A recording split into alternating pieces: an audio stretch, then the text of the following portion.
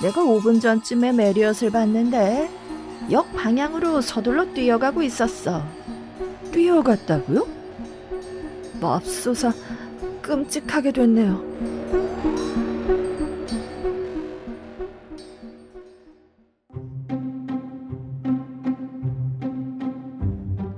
고가교 살인사건. 미스터리 소설을 쓰는 신부 로널드 녹스의 고가교 살인사건 마지막 회입니다. 간단히 지금까지의 이야기를 요약하자면 골프가 유일한 취미인 전직 국방부 정보부 소속 리브스와 평범한 영국 남자 고든, 목사 메리엇, 은퇴한 교수 카마이클 4명의 남자가 안개가 자욱하게 낀 어느 날 골프장에서 고가교에서 추락한 듯한 시신을 발견하게 되고 그들은 추론을 펼치며 직접 탐정이 되어서 수사를 시작하죠. 시신 주머니에서 나온 기차표와 사진 등 다수의 단서와 요령의 여인에게서 얻은 정보로 범인을 쫓던 중 예상치 못한 클럽하우스의 비밀 통로를 발견하고 용의자도 찾습니다. 하지만 체포된 용의자는 2명을 썼다는 제보로 다시 수사는 난항을 겪게 되고 이래저래 해서 골프가 취미인 4명의 남자 중 목사 메리엇이 범인으로 지목됩니다. 친구였던 리브스는 그에게 자백할 기회를 주는데요. 과연 골프장에서 발견된 남자를 누가 살해했을까요? 또 그 이유는요? 아무튼 고가교 살인사건, 과연 여러분이 떠올린 그 사람이 범인이 맞는지 마지막 회 들려줄게요.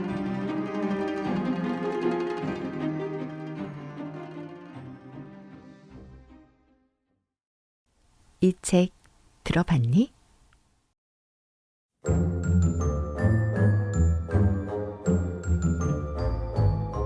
(23화) 메리엇이 약속을 깨다.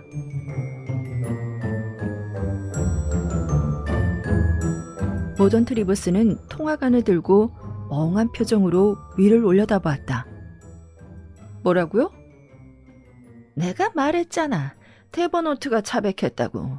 정말 놀라운 일이야. 우리는 모호한 표현을 쓰면서도 상대방이 올바르게 해석하길 기대하지. 데버넌트는 가톨릭 신자니까 데버넌트가 자백했다라고 말하는 게 마치 내가 방으로 뛰어들어와 데버넌트가 면도했다라고 말하는 것처럼 우스꽝스러운 일이지. 그러니까 내가 데버넌트가 자백했다라고 말할 때 나는 자네가 데버넌트가 경찰에게 브라더 후드를 살해했다고 자백했다라고 이해하길 기대했다는 거야. 메리엇! 리브스가 관에 귀를 대고 불렀지만 아무 대답도 없었다. 잠깐만요, 카마이클. 메리엇에게 가봐야겠어요. 다시 모호한 표현이군. 그러니까 위층으로 간다는 거야? 아니면 런던으로 올라간다는 거야? 당연히 위층이죠. 왜? 그렇다면 알려줘야겠군. 내가 5분 전쯤에 메리엇을 봤는데 역 방향으로 서둘러 뛰어가고 있었어. 뛰어갔다고요? 내 추측으로는 10시 30분 기차를 타려는지 시간 여유가 별로 없었던 것 같아. 맙소사, 끔찍하게 됐네요. 그런데 고든을 보셨어요? 밖에 있어. 나랑 라운드를 돌자고 했는데 그럴 수 없었어. 사실 오늘 아내가 돌아오거든. 그래서 집에 가서 그녀를 맞을 준비를 해야 해. 하인들이 술 취하지 않았는지도 확인해야 하고, 뭐 그런 일들 말이야. 라운드를 돌고 싶다면 고든과 함께 가라고. 고마워요. 지금 딱 제가 원하는 거예요. 안녕 고든. 나가려고? 골프채만 챙겨서 바로 따라 나갈게.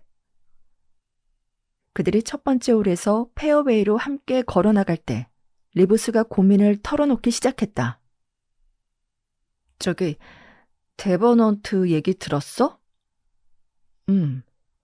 그가 자백한 시점이 참 공교롭지?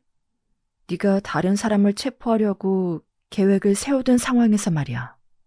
그런데 다행히도 그 계획을 아직 메리엇에게 얘기하지 않았네. 사실은 했어. 했다고? 방금 사무실에 있는 그 빌어먹을 통화관인가 뭔가로 얘기했어. 우리가 얘기했던 그대로 다 메리엇에게 말했어. 우리라고? 우리에서 난 빼줄래? 그리고 난 그에게 자백해야 한다고 했어. 관을 통해 말할 기회가 없었을 테니 지금 보니까 메리엇은 런던으로 도망친 것 같아. 도망쳤다고? 그래서 메리엇이 100m 달리기 하듯 역으로 뛴 거구나. 세상에. 리브스, 네가 일을 저질렀네. 네 논리로 메리엇을 살인자로 몰고 간 것 같아. 그는 그럴 사람이 아닌데 말이야. 넌 정말 메리엇이 도망갔다고 생각해? 그래 보이던데? 왜 옛날에 어떤 사람이 그랬잖아. 주교에게 전보를 보내서 모든 게 탄로 났으니 빨리 도망쳐라라고 말이야. 불쌍한 메리엇. 뭔가 죄책감을 느끼고 있는 게 분명해. 안 그래? 내 생각엔 그가 헌금을 횡령한 건 아닌지 모르겠네. 패스턴 오트빌 헌금을 횡령했다면 2주 정도 교도소 신세를 져야 할걸? 내가 공을 칠 차례인가? 이 일을 진지하게 생각했으면 좋겠어. 최선을 다하고 있어. 하지만 그건 엄청난 거짓말이었어. 내 말은 골프를 얘기하는 게 아니야, 바보야. 메리엇이 도망친 걸 말하는 거라고. 그가 정말로 사라지려고 한다면 어떡하지? 내가 그를 어떻게 잡냐고. 그리고 이게 다 무슨 일이지? 난 무슨 일인지 전혀 모르겠어. 하지만 내 생각엔 메리엇이 영영 도망친 건 아닌 것 같아. 골프채를 놓고 갔거든. 오늘 저녁에 돌아올까? 확실히 돌아올 거야. 돌아오면 내가 뭐라고 해야 하지? 그건 나한테 맡겨. 내가 그의 불안한 마음을 진정시킬게. 어제 내가 메리엇에게 물어보고 싶은 몇 가지가 있다고 했는데 네가 못하게 했잖아. 그러니 이번엔 내 방식대로 할 거야. 네가 그렇게 해준다면 정말 고마워. 이런, 또 그린을 넘겨버렸네. 그런데 데버넌트 얘기 좀 해줘. 어떻게 들었어? 수석 웨이터한테 들었는데 신뢰할 만한 소식인 것 같아. 빈보에서 들리는 소문에 따르면 경찰이 네 친구 랜달 스미스 양을 범인으로 몰아서 데버넌트가 자백하게 했다던데. 치사한 술수라고 생각해. 그녀를 범죄자로 몰려고 했다니? 그러면 그녀를 미행한 게 경찰이었겠네. 어제 그녀가 누군가 자기를 감시하고 있는 것 같다고 했거든. 그렇다면 그게 맞을 거야. 그럼 도대체 데버넌트는 우리가 그동안 궁금해하던 것들을 어떻게 설명했대? 아직 데일리 메일에서 그를 인터뷰하지 않은 것 같아. 하지만 두 기차 문제를 어떻게 설명했는지 묻는 거라면 그건 간단해. 기차에서 일어난 일이 아니었어. 기차에서 일어난 일이 아니었다고? 그는 브라더후드와 안개 속에서 철로를 따라 걷고 있었고 화가 나서 그를 밀어버렸대. 적어도 빈버에서 들리는 얘기는 그래. 그래? 그런 거라면 이제 상황은 명백해졌네. 그날 오후 그들은 한 번 더 라운드를 돌았다. 사실 할 일이 없었기 때문이다. 하지만 리브스는 내내 긴장한 상태였고 시간은 느리게 흘러갔다. 3시 47분 열차가 패스턴 오트빌에 많은 승객을 내려놓았지만 그중 메리엇은 없었다. 기차 2대가 더 들어왔지만 여전히 메리엇은 나타나지 않았다. 저녁 식사 때도 그의 자리는 비어 있었다. 리브스는 메리엇이 식사 중간에 들어올까봐 혹은 아예 돌아오지 않을까봐 두려워하고 있었다. 결국 저녁 식사 후 밖으로 나왔을 때 그들은 입구에서 창백하고 초췌한 얼굴의 메리엇을 발견했다. 리브스는 안도의 마음으로 위층으로 뛰어 올라갔고 고든은 메리엇에게 다가갔다. 안녕, 메리엇. 저녁 식사했어? 좋아. 라운지에 앉아서 잠깐 얘기하자. 너랑 얘기하고 싶었어. 대화를 시작할 방법은 하나뿐이었다. 간단히 위스키 한 잔 할래? 고든이 제안했다. 아니, 괜찮아. 끊었어. 끊었다고? 왜? 혹시 금주 클럽이라도 시작하려는 거야? 미안하지만 메리언, 회원을 모집하기 쉽지 않을 거야. 아니, 그런 건 아니고 의사 처방 때문에. 비즐리가 그런 처방을 했다고? 처음 듣는 얘긴데? 비즐리가 아니야. 런던에 다녀왔거든. 전문의를 만나러 갔어. 아, 그래. 뭐가 문제야? 심장이야? 신경과 의사를 만났는데 별다른 도움은 안 됐어. 그는 약 30분 동안 프랑스 성당 얘기를 하더니 술과 담배를 끊으라고 하더라. 증상이 뭐였는데? 고든, 너는 유령 같은 거 믿어? 적당히 믿지. 왜? 귀신이라도 본 거야? 누군가에게 말하고 싶었어. 알다시피 어제 브라더후드에 대해 설교했잖아. 그게 잘한 일인지 확신이 없었어. 그때는 좀 불공평하게 느껴졌거든. 어쨌든 해야 한다고 생각했어. 그러고 나서 저녁 식사 때 네가 카마이클과 함께 장난치면서 브라더후드가 돌아오면 어떻게 될지 궁금해했잖아. 그래, 기억나. 물론 그게 내 신경에 영향을 미쳤을 수도 있어. 어쨌든 방으로 올라갔는데 담뱃대가 막혀있는 걸 발견했어. 알잖아. 맞아. 이상하게도 담뱃대가 그렇게 막히곤 하더라. 그래서 리브스의 방으로 가서 담뱃대 클리너를 가져오려고 했어. 방은 어두웠고 리브스는 없어서 불을 켰지? 그런데 바로 앞에 브라더후드의 참나무 지팡이가 있는 걸 봤어. 그가 항상 가지고 다니던 그 지팡이 말이야. 난 기억해. 그가 마을 광장에서 설교했을 때 말이야. 내가 기억하기로는 그가 버클리를 반박한 존슨의 말을 인용하면서 그 지팡이를 땅에 두드렸었거든? 내가 본 게 바로 그 지팡이였어. 리브스의 방에서?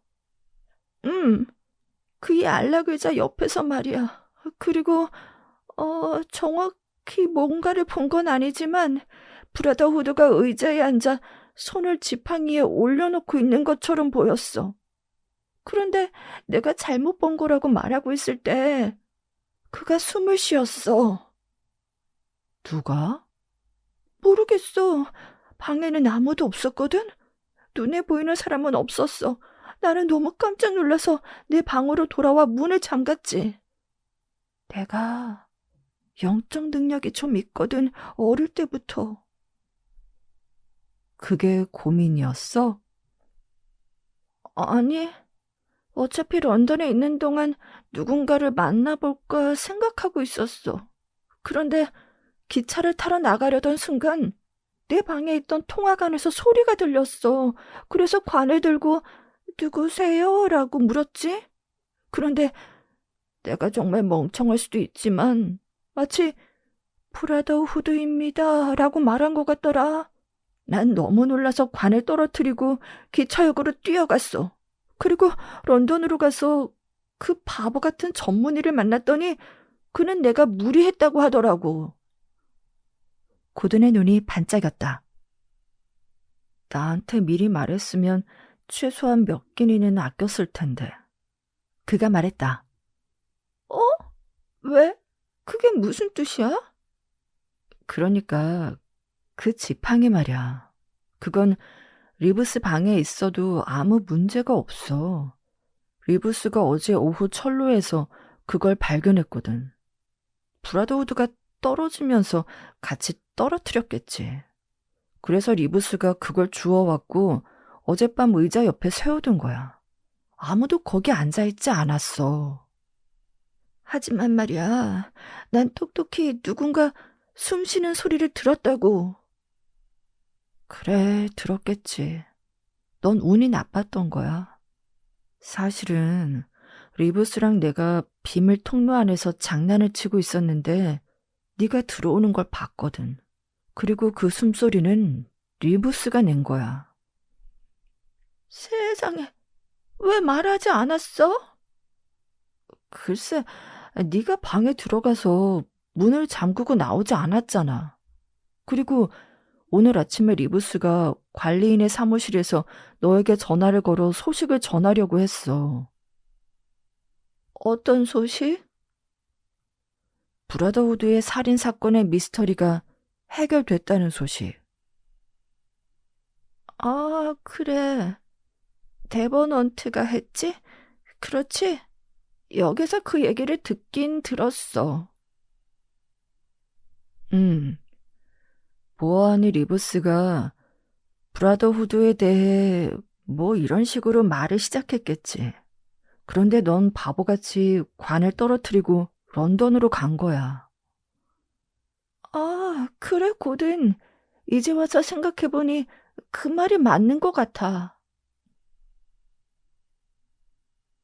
24화 고든의 철학적 위안.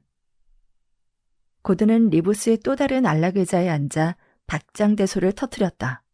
이미 잔뜩 긴장한 상태에서 그보다 더 불쾌한 일은 없었다. 리브스는 고든을 제자리에서 흔들어 일으키며 설명을 요구했다. 괜찮아. 마침내 고든이 말했다. 넌 정말 운이 좋아, 리브스. 메리엇은 통화관 반대편에서 네 얘기를 듣고 있지 않았어. 넌 그냥 혼자 얘기한 거야. 오, 정말 다행이다. 그런데 넌 그걸 어떻게 다 설명했어? 뭐라고 했는데? 그냥 사실을 말했어. 사실의 일부분만 말이야. 그리고 넌 그 숨소리 습관 좀 고쳐야 해. 그 쌕쌕거리는 소리 말이야. 왜냐하면 네가 비밀 통로에서 쌕쌕거리는 바람에 어젯밤 메리엇이 네 방에 브라더후드의 유령이 앉아있다고 착각했으니까. 내 숨소리가 메리엇을 겁먹게 했다는 거야? 그럼 오늘 아침에 도망친 이유는 뭔데? 브라더우드가 자기한테 전화했다고 생각했거든.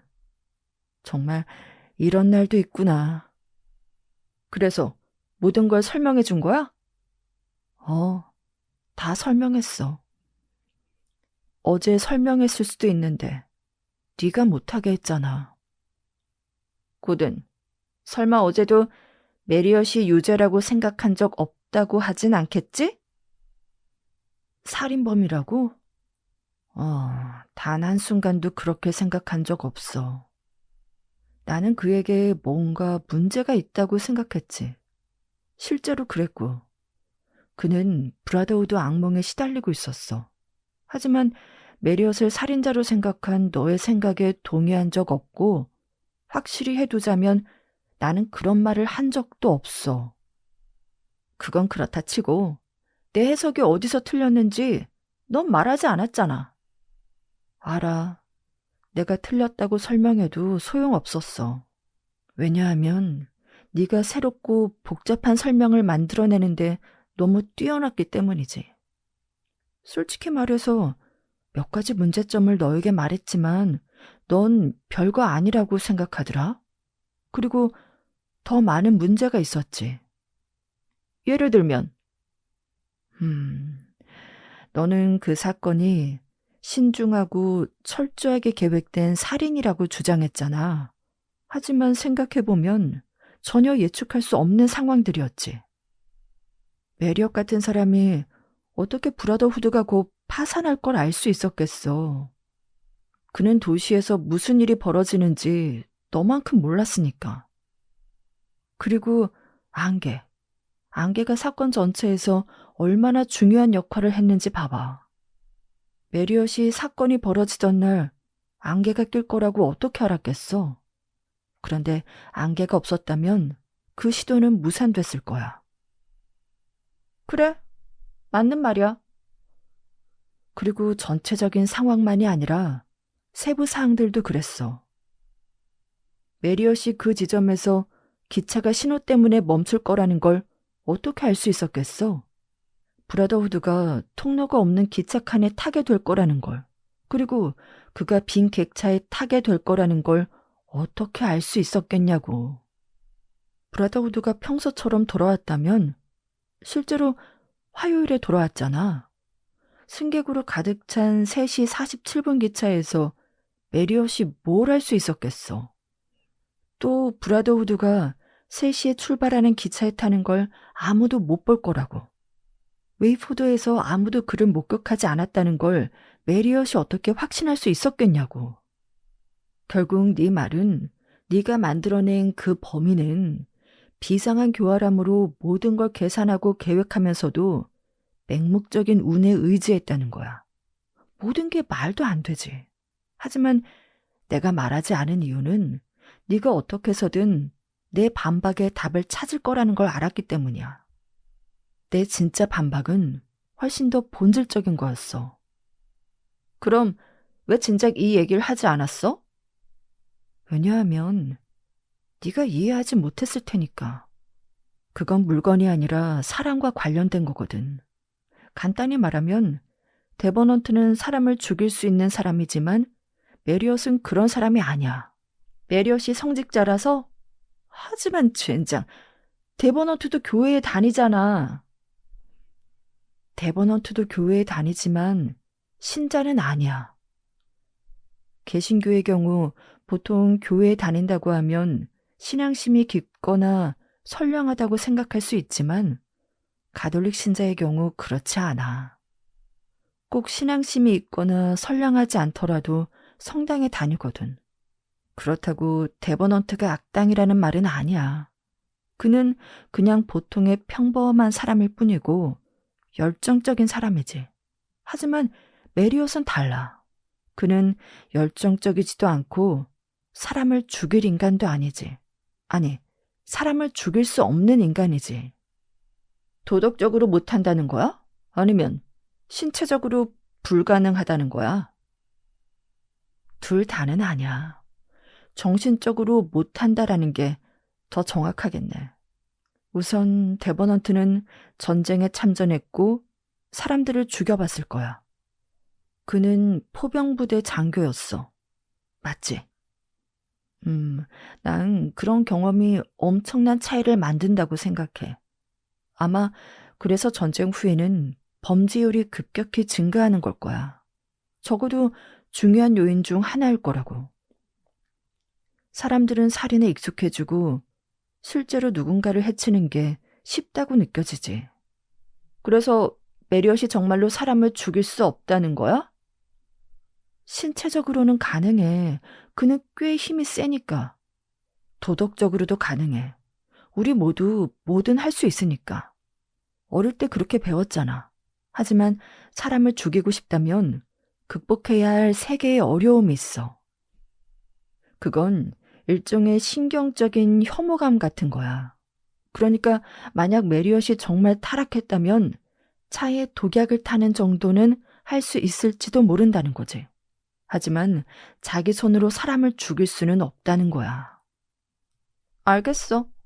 하지만 가능성 있어 보이진 않네. 고정관념에 사로잡힌 사람은 미치광이와 크게 다르지 않다고 생각하는데 메리엇은 종교에 어느 정도 고정관념을 가지고 있다는 거야. 그래. 하지만 넌 잘 모르는 것 같네. 메리엇은 아주 좋은 사람이야. 그가 설교하는 교리는 옳다고 생각하지만 그렇다고 종교에 완전히 빠져 있는 것도 아니지. 메리엇은 개신교 교리를 부정하는 사람을 죽여 없애버릴 존재로 보지 않는다고.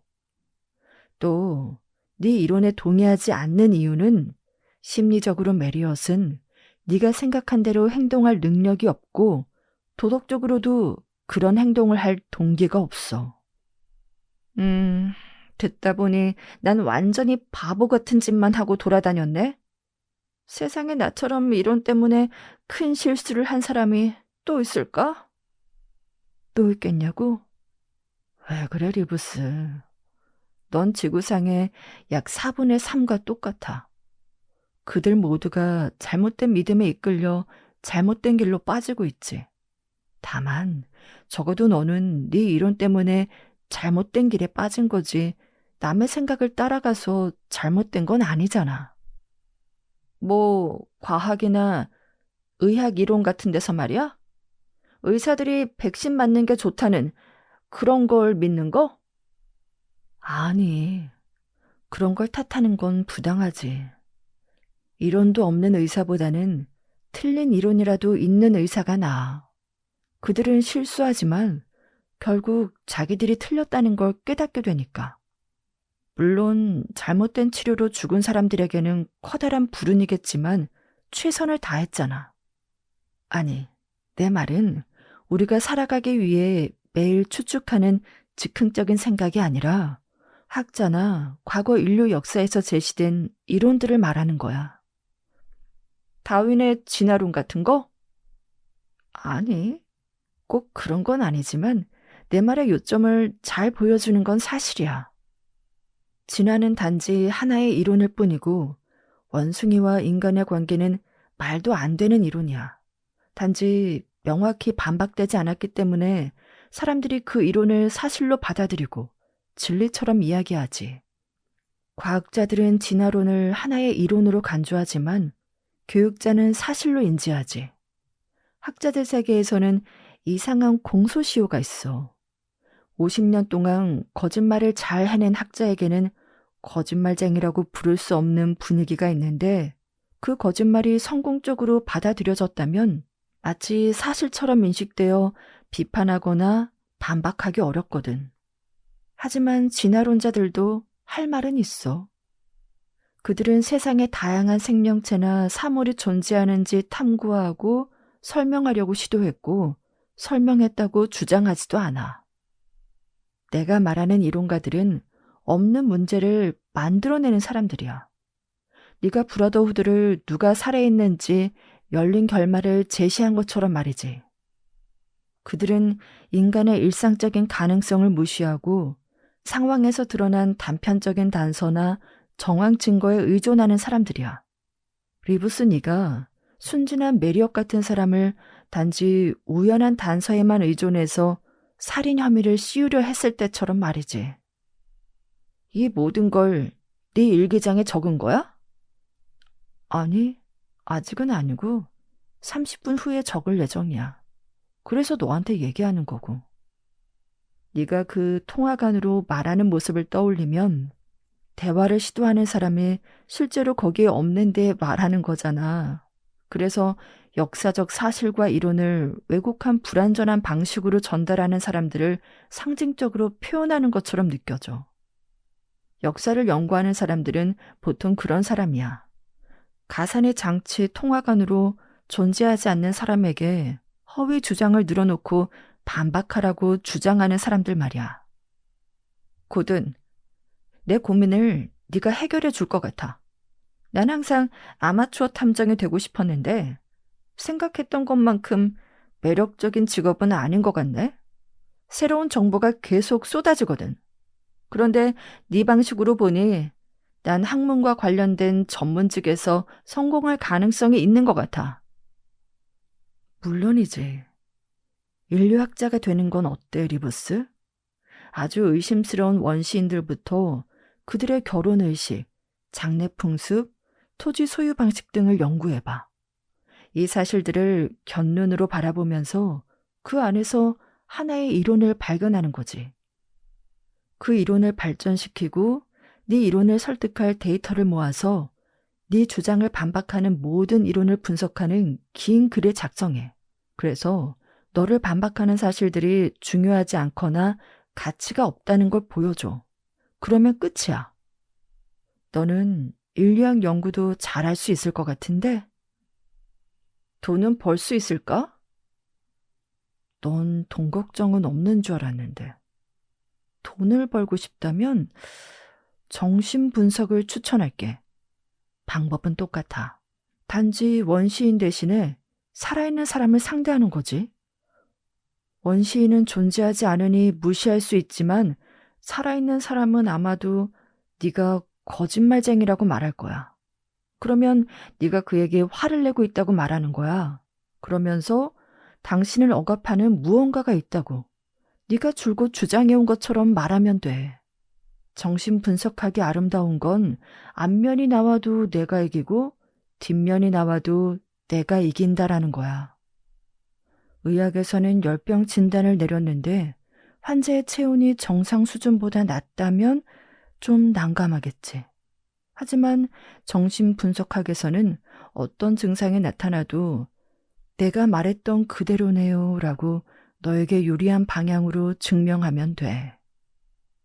그 분야가 유망한 직업이 될 수 있다는 걸 몰랐네? 글쎄, 정신분석 분야가 요즘 좀 포화 상태이긴 해. 하지만 역사 쪽에는 여전히 기회가 있어. 네가 인간의 보편적인 기능성을 무시하고 사실들을 편향적으로 바라보고 그중 일부만 선택한다면 진실과 상관없이 어떤 주장이나 이론도 만들어낼 수 있지. 물론 위험할 수도 있어. 어느 날 갑자기 어떤 바보가 고대 역사가 리비에 남겨진 글을 발굴하면 네 이론이 몽땅 틀릴 수도 있거든. 하지만 해결책이 있지. 리비가 의도적으로 거짓말을 했다거나 마치 철도 위에 일부러 거짓 단서를 남긴 것처럼 고의로 잘못된 증거를 남겼다고 주장하면 돼. 네 관점을 지지하지 않는 모든 문서는 신뢰할 수 없다고 우기면 되는 거지. 하지만 난 역사를 잘 모르는 걸. 그건 상관없어. 특정한 시기나 특정한 역사에만 집중하면 쉽게 공부할 수 있어. 초보자에게는 교회사를 추천해. 사람에게 관심 없는 주제라서 아무도 너를 반박하려고 애쓰지 않을 거야. 최악의 경우 문학 비평으로 돌아갈 수도 있으니까. 그럼 완전히 안전한 영역에 있게 되는 거야. 네 가설이 깊은 신념에 기반을 두고 있다면 상식이라는 공격도 거뜬히 이겨낼 수 있어. 그건 어떻게 하는 건데? 우선 이렇게 시작하는 거야. 이 문서는 세 부분으로 구성되어 있습니다. 한 부분은 진실이고 한 부분은 거짓이며 세 번째 부분은 거짓을 진실처럼 보이게 조작된 증거입니다. 그러면 이제 너는 마음대로 할 수 있어. 네가 마음에 들지 않는 부분은 선택적으로 빼버리거나 무시할 수 있어. 그리고 너에게 유리한 부분만 남기고 이론에 맞지 않는 부분은 조작된 가짜라고 주장하며 무시하고 없애버리는 거야. 예를 들어 시계가 4시 54분을 가리키고 있다면 첫째, 살인사건이 3시 54분에 일어났다는 것과 둘째, 살인범이 범행을 감추려고 위장했다고 하면 되는 거야. 무슨 말인지 알겠어? 이런 방식으로 주장하면 할수록 네 이론은 점점 더 정교해질 거야. 그리고 이론이 정교해질수록 사람들은 더 쉽게 진실로 받아들이게 돼. 역사와 비평에서 우리가 사실이라고 생각하는 이야기 중 절반은 비평가들이 만든 이야기야. 그들은 너무 정교하게 이야기를 만들어서 아무도 의심할 엄두를 못 내게 하지. 그리고 세상은 바보같이 돌아가는 거야. 우리가 선조들을 잘못 판단하거나 왜곡했다고 해도 어쩌겠어. 우리는 입을 막고 귀도 막은 채 잘못된 부분을 확인하려 하지 않거든. 그러니 조상들에게는 설명할 기회도 주어지지 않는 거야. 하지만 그분들에겐 별 문제도 아니야. 그들은 응답하지 않을 테니까 통화관에 대고 떠드는 것과 같지. 내가 보기엔 넌 완전히 헛소리를 하는 것 같아. 알아. 하지만 전부 헛소리는 아니야. 그래서 넌 뭘 할 생각인데? 앞으로는 골프에만 전념하려고. 골프, 오직 골프만. 25화 시시한 진실. 도미하우스, 패스턴 오트빌, 빈버. 친애하는 곳은 리브스가 방금 데버넌트가 교수형에 매달렸다는 소식을 전하러 왔다네. 물론 말도 안 되는 오해였지. 그는 매달린 게 아니라 처형됐으니까. 자네가 요청한 대로 나는 골프장 미스터리라고 불리는 사건과 실제로 연관된 정보를 전해주려고 글을 쓰고 있다네. 이 정보를 수집하는데 약간 어려움이 있었지. 물론 일부는 재판에서 밝혀졌고 일부는 패스턴 브릿지 신부에게 들었네. 그는 메리엇보다 이 지역과 주민들을 훨씬 더 많이 알고 있는 지적인 사람이었지. 물론 직업적 윤리로 내 질문 몇 가지에 대해 답변할 수 없었지만 데버넌트 때문에 괴로워 보이지는 않았네. 신부가 말하길, 카마이클 씨, 더 나쁜 짓을 하고도 들키지 않는 사람들이 있답니다. 그 양반은 깨끗한 죽음을 맞이한 겁니다. 매일 아침 성찬에 참석했던 모두에게 본이 되는 신자였습니다. 라고 하더군. 당연히 나는 어떤 종교든 편견 없이 존중한다고 신부에게 말했네. 사실 이 사건은 아주 단순했어. 데버넌트는 브라더후드가 돈 문제로 그 여인을 괴롭히려 한다는 걸 알게 되었고 그를 설득하려고 결심했지. 브라더후드가 막 사무실을 나섰을 때 데버넌트가 도착했고 그는 택시를 불러 브라더후드를 따라갔어. 브라더후드는 역으로 곧장 가지 않고 첼시 인근 아파트로 갔는데 아마도 주말에 머물렀던 곳이었을 거야. 그는 아내의 금전적 지원에 의존해야 하는 상황에 놓이게 되면서 이중 생활을 정리하기로 결심하고 자신의 물건들을 챙기려고 했던 것 같아. 그는 10여 분 후에 낡은 시계를 조끼 주머니에 집어넣으면서 나왔는데 서두르는 바람에 시계를 1시간 정도 잘못 맞췄던 것 같네. 그는 택시기사와 함께 커다란 트렁크를 택시에 실은 뒤 역으로 출발했어. 그는 주머니에서 꺼낸 작은 술병을 마셨다고 하더군.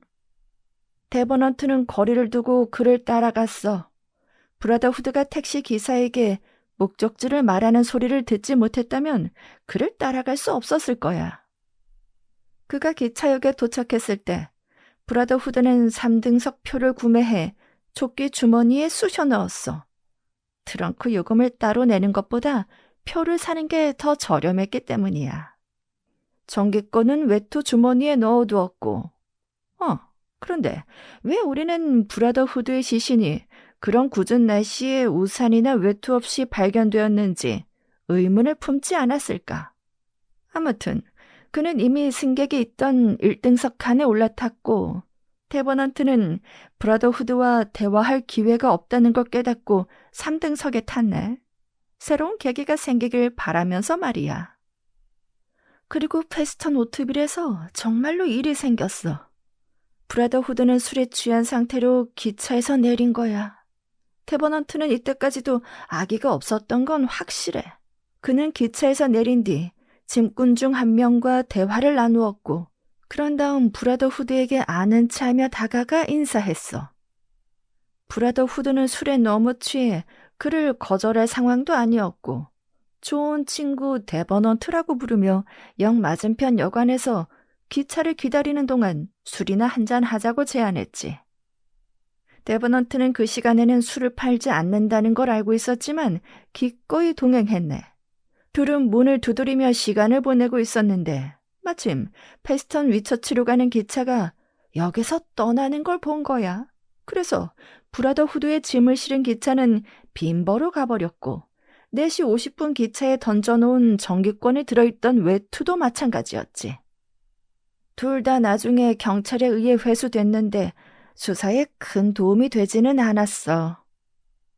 브라더후드가 술에 취하지 않았다면 다시 역으로 돌아가 짐을 찾기 위해 빈버로 전보를 보냈을 거야. 하지만 그는 데버넌트의 제안에 동의해 들판길을 따라 베스턴 위처치로 가기 위해 절도 고가교로 걸어간 거야. 그들은 안개 속에서 기차 바로 뒤를 따라 걸었지. 어쩌면 데버넌트가 신호로 기차가 멈추면 따라잡을 수 있다고 했을지도 몰라. 하지만 그들은 결국 기차를 따라잡지 못했지. 데버넌트는 브라더후드의 파산을 위로하려 했지만 브라더후드는 오히려 자기에게는 훌륭한 부인이 있으며 그녀 명의로 많은 재산을 보유하고 있다고 말했어. 그리고 그녀에게 돌아가는 중이라고 했지. 데버넌트는 설득도 해보고 위협도 하면서 간청했지만 브라더후드는 술에 취해 그의 말을 전혀 진지하게 받아들이지 않았던 거야. 결국 브라더후드는 철도 고가교를 건너며 아내 자랑을 신나게 늘어놓기 시작했고 순간 분노한 데버넌트가 그를 경사면 아래로 밀어버린 거야. 외마디 비명 이후 남은 건 안개와 침묵뿐이었어. 그때까지 데버넌트는 아무런 계획도 없었지. 심지어 살인을 생각해 본 적도 없었어. 사실 암호로 경고를 보낸 사실은 인정했지만 단순한 위협일 뿐이었다고 주장했네. 다만 브라더후드와 대화하기 전 예방 조치일 뿐이라고 했어. 그런데 브라더후드는 평소와 달리 사망 전 주말에 자택에 머물렀는데 브럼스턴 부인이 우리 질문에 응하지 않아서 그 사실을 알아낼 기회를 놓쳤네. 월요일 아침 데버넌트는 브라더후드와 같은 기차를 타고 이동했고 그가 모메리의 불멸성을 읽는 것을 봤지. 데버넌트는 브라더후드가 다음 날까지도 같은 책을 읽을 거로 생각하고 암호를 그에게 보냈어. 그의 말에 따르면 암호는 단순히 즉흥적인 발상이었다고 했네. 어쨌든 이제 데버넌트는 긴급히 계획이 필요하다는 걸 깨달은 거야. 브라더후드가 죽었는지 살았는지 알 수 없었으니까. 하지만 계곡으로 바로 내려가는 건 위험했는데 이미 시신이 발견되었을 수도 있으니까. 그는 소식을 들을 때까지 숨기로 결심했어. 하지만 안개 때문에 뒤처리가 완벽했는지 확인할 수 없었지. 그는 주변을 살펴보던 중 경사면 아래쪽에서 브라더후드의 모자를 발견했어. 브라더후드가 곧장 떨어지지 않았음을 의미했지. 그러니 지팡이가 주변 어딘가에 남아 있을 수도 있었어. 하지만 안개 때문에 데버넌트는 확인할 수 없었네. 그는 모자를 들고 고가교 난간이 시작되는 지점까지 걸어가 멀리 확실히 떨어지도록 던졌네. 그런 다음 몇 미터 뒤로 물러나 골프공을 떨어뜨려 그 지점을 표시했어. 날씨가 좋아지면 돌아와 지팡이를 찾을 계획이었지. 그 후 그는 선로를 따라 돌아와 도미 하우스를 향했어. 안개가 걷히기 시작했지만 아무도 마주치지 않았지. 그는 어린 시절부터 알고 있던 비밀 통로를 이용했고 클럽의 누구에게도 통로의 존재를 말한 적이 없다는 걸 다행으로 생각했어. 물론 그에게는 클럽 직원 중 공모자가 있었는데 랜달 스미스 양에 따르면 데버넌트 가족의 옛 하인 중 한 명일 거라고 하더군. 누구인지는 알 수 없지만 그 직원이 데버넌트가 통로에서 숨을 수 있도록 도와주었고 설리번과 협력해 데버넌트에게 생필품을 제공했다고 하네. 놀랍게도 데버넌트는 우리 대화에서 거의 모든 정보를 얻었다고 하더군. 참고로 그는 은신 생활이 그리 힘들지 않았다고 했어. 그는 클럽 회원들의 습관을 너무 잘 알고 있었으니까. 그는 클럽 세면실에서 면도하고 주방으로 내려가는 음식을 먹었지. 방해받을 위험이 없다고 확신할 때는 당구실로 나와 오른손 대 왼손으로 혼자 경기를 즐기기도 했다는군. 그는 이렇게 상황을 파악하며 토요일 오후에는 은신처에서 나와 저녁에 골프를 치고 그날 밤 마치 아무 일도 없었던 것처럼 다시 해처리로 돌아가려는 계획이었어. 물론 조사 결과 극단적인 선택이라는 판결이 나와 그가 의심에서 벗어났을 때 말이야. 하지만 우리의 조사가 그의 계획을 꽤 방해한 것 같더군. 특히 사진 말이야. 그는 우리 대화에서 그 사진이 랜달 스미스라는 걸 추측했고 그녀에게 주목이 쏠릴 가능성이 있다고 생각한 거야. 사진을 훔칠 생각은 없었지만 점점 신경 쓰였고 단순히 확인이라도 하고 싶은 마음으로 우리가 브릿지 게임을 하고 있을 때 패널 사이로 발을 넣어 사진을 확인한 거야. 그는 랜달 스미스의 다른 사진을 주머니에 넣어서 다녔는데 우리가 사진 이야기를 할 때 주머니에 있던 사진을 잃어버린 건 아닌지 확인했어. 그리고 두 번째 사진을 손에 들고 위험한 일이었지만 손전등을 켜서 두 사진을 비교했지. 그런 다음 어둠 속에서 실수로 자기가 가지고 있던 사진을 제자리에 돌려놓았던 거야. 그가 왜 암호문의 복사본을 되찾는데 그렇게 집착했는지는 설명하지 않았네. 내가 생각하기에 처음에 그는 우리가 원본을 갖고 있을 거로 생각했던 것 같은데 암호문을 훔쳤다가 쓸모없다고 판단하고 다시 제자리에 놓아둔 거지. 밤에 나와 리브스가 가지고 있던 브라더후드의 물건을 확인하려고 했을 때 그 행동이 얼마나 큰 위험이 따르는 일인지 생각하지 못했던 것 같네. 그는 랜달 스미스 양을 더 곤란하게 만들 수 있는 새로운 단서가 나오는 걸 두려워했던 것 같아. 그리고 문을 지키고 있는 경비가 극복해야 할 유일한 장애물이라고 생각한 거지.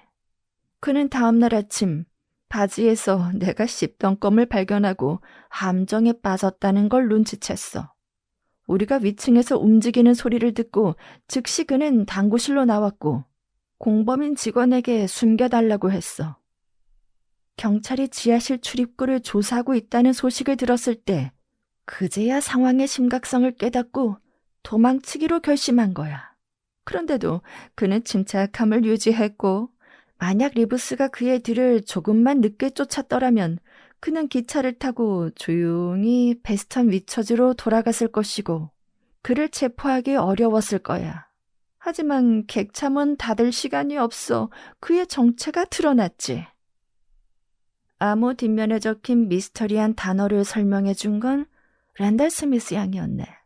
그 단어는 종이가 2장으로 찢기기 전에 적혀 있던 게 맞아. 랜달 스미스 양이 전체 내용을 나에게 보여줬는데 처음에는 무슨 의미인지 전혀 알지 못했어. 하지만 리브스라면 더 빨리 이해했을 텐데 어쨌든 여기 있네. SOCR 햇섹스 무릎방석 인터레스트 흥미 시겜 세겜 마텐스 아침 예배. 이건 두 문자어로 주간 잡지에 실린 어떤 대화와 관련이 있는 것으로 보여. 첫 두 단어는 아직 분석되지 않았고 마지막 네 단어는 확인되었네.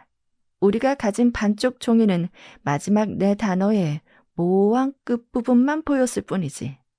나는 리스 존스를 찾아갔는데 린스 존스를 기억하지? 두 문자어 전문가 말이야. 그는 이 단어로는 원래의 두 문자어를 재구성하기 어려웠을 거라고 했네. 문맥상 휴식, 레스트라는 단어가 있어야 할 곳에 양말, 삭스가 있어서 리브스가 휴식, 레스트를 조끼, 베스트로 잘못 읽게 된 거야. 연상작용 때문이지. 데버넌트는 이런 독특한 게임을 즐겼던 것 같고 랜달 스미스 양이 가끔 그를 도와준 것 같아. 살인사건이 일어나기 전 일요일에 그녀는 자기가 두 문자어를 풀어서 메모지 한 장에 적어 그에게 보냈고 그는 브라더후드에게 암호 메시지를 쓸 때 이 메모지를 반으로 찢어 쓴 거야. 글씨는 랜달 스미스 양의 필치였고 내 추측에는 그 메모지가 경찰에게 중요한 단서가 되었고 그녀를 추적할 실마리가 된 것 같네. 침대칸 기차표는 가장 혼란스러운 단서였지. 브라더후드가 그 표를 샀을 때 곧 파산할 거라고는 생각하지 못한 것 같고 단순히 글래고스고로 방문할 계획을 한 것 같네. 실제로 그는 글래스고에 갈 예정이었던 거야. 표의 날짜를 수정한 건 직원의 실수로 고친 것뿐이었어. 이것으로 미스터리한 쪽지 목록의 실체는 끝난 것 같군. 아, 그리고 브라더후드의 장례식장에 이름 없는 화환을 보낸 사람은 랜달 스미스 양이었네. 그리고 리브스의 책장에서 모메리의 불멸성을 가져간 사람은 메리엇이었네. 아주 신중하게 알아냈지. 저녁 설교를 위해 자료를 찾고 있었던 것 같아. 이제 남은 문제는 이거야. 랜달 스미스 양이 이 사건에서 어떤 역할을 했는가?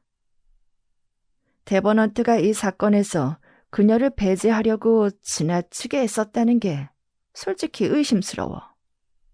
하지만 고든 자네가 내 이론을 불신한다는 걸 알고 있고 데버넌트가 침묵 속에서 죽음을 받아들였으니 더 깊이 파헤치는 건 배려심 없는 일일지도 모르지. 경찰도 그녀를 찾지 않았으니까. 리브스는 랜달 스미스 양을 만나러 간 적도 없고 그녀에게 어떤 소식도 듣지 못한 거야. 한편 리브스는 훨씬 긍정적으로 변했네. 그는 탐정이를 그만두었고 9번 홀을 파로 마무리하는 데 성공했어.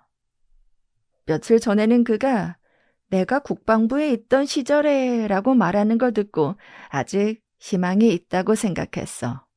나는 그를 개종한 탐정, 모던트 리브스라고 부른다네.